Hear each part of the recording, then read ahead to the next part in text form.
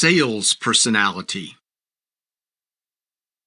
The primary channel of distribution for vitamins in that era, as it is today, was conventional retail.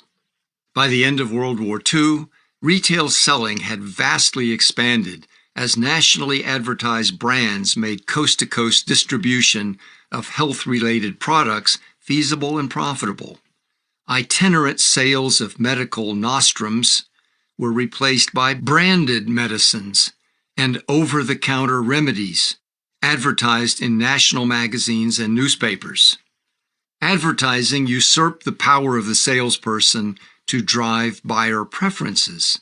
Fictional advertising characters such as Betty Crocker and Aunt Jemima became folkloric figures, along with meaningless but evocative phrases like Carnation's "contented cows," catchy tunes, and stylized images that psychologically target specific groups.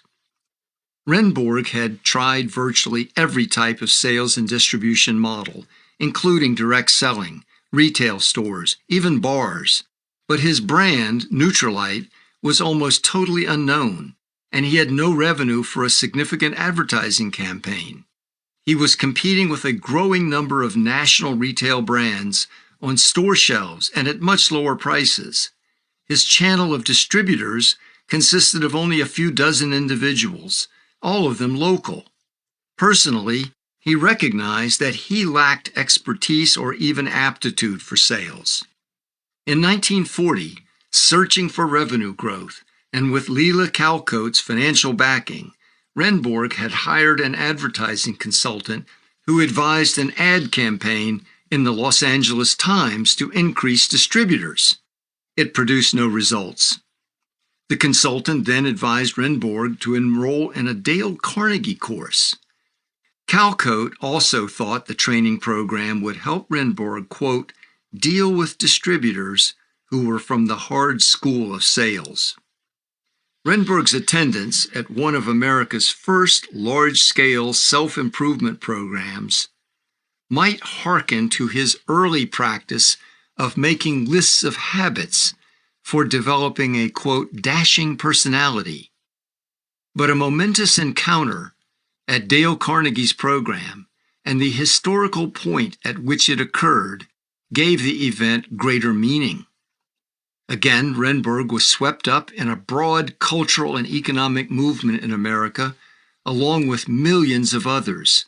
But this time, Renborg and Nutrilite would soon play a leading role. Historian Richard Huber referred to this cultural shift as an evolution, quote, from character to personality. The personality becoming distinctly American, and which Renborg was personally adopting by attending a Dale Carnegie program, was that of archetypal salesperson. As Huber wrote, quote, what was once considered a separate occupation was rapidly becoming a way of life. America was becoming a nation of salesmen. Pre-World War II, few people were in sales work. Those who were often endured public scorn or were even despised for their traits of feigned goodwill and devious manipulation.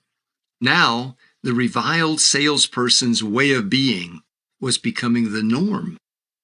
This was driven first by the extreme scarcity of the Great Depression and then the overcapacity of the post-World War II consumption-based economy. Sociologist C. Wright Mills observed the growing influence of sales upon America in the late 1940s and 50s, tying it to the new economy in which, for the first time, demand had to be created. The bargaining manner, the huckstering animus, the memorized theology of pep, the commercialized evaluation of personal traits, they are all around us. In public and in private, there is the tang and feel of salesmanship. At issue on the personal level, as this cultural shift took effect, were traditional values and concerns of honesty and deceit. Huber singled out Dale Carnegie as a key national figure who helped rationalize and advance the transition from, quote, character to personality. Carnegie's book, How to Win Friends and Influence People, published in the depths of the Depression, 1936, taught a way of survival, not by forming labor unions, supporting social safety nets, or seeking full employment, but by privately reshaping one's own personality to get along and succeed on an individual basis. Other writers wrestled with the moral dilemma of this new type of salesman's personality, fearing a, quote, cesspool of deceit, in which one could become a success but would be, quote, unable to stand the smell of yourself. The resolution of this existential challenge was for persons with the newly adopted sales personalities to truly believe they are sincere, even as they engage in calculated manipulation.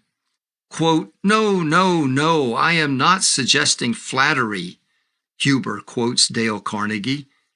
Far from it, I'm talking about a new way of life. The new way of life advocated by Dale Carnegie, Huber wrote, was really a, quote, new way of looking at life, where people are used for the purpose of profit. The salesman's traits, designed for commercial success in crass promotions, financial negotiations, and covert persuasion, would be employed in all facets of life, including family and social relations. Like Renberg, Dale Carnegie was an aspiring actor, but later found extraordinary success in teaching public speaking.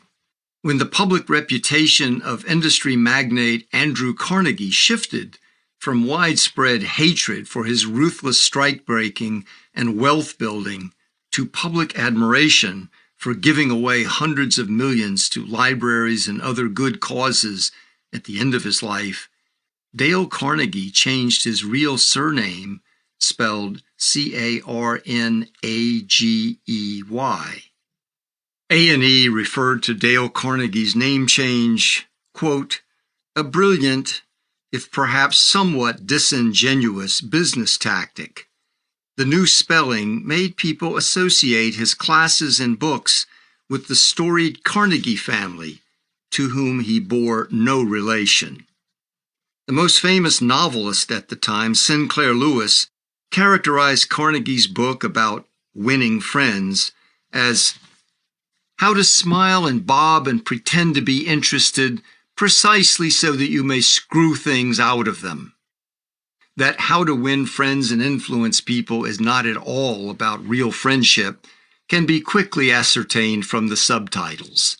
Fundamental techniques in handling people, how to win people to your way of thinking, how to change people without giving offense or arousing resentment. At the time of Dale Carnegie's death in 1955 at age 67, his publisher, Simon & Schuster, stated that Carnegie's book had already sold 4.8 million copies. Today, more than 30 million have reportedly been sold worldwide.